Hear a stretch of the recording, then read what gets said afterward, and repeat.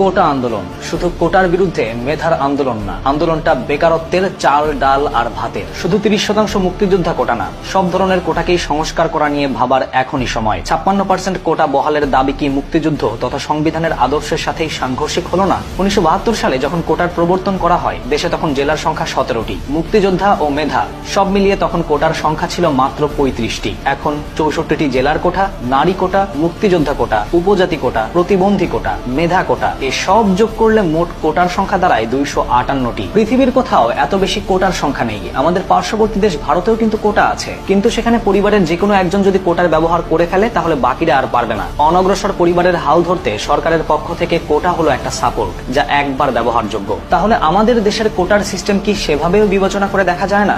বাংলাদেশ রেলওয়েতে পোষ্য কোটার তাণ্ডবে 18 কোটি জনগণের দেশে যদি মাত্র 3 জন সাধারণ মানুষ সরকারি চাকরি পায়, তবে চিন্তা করে দেখেন আমার আপনার মতো সরকারি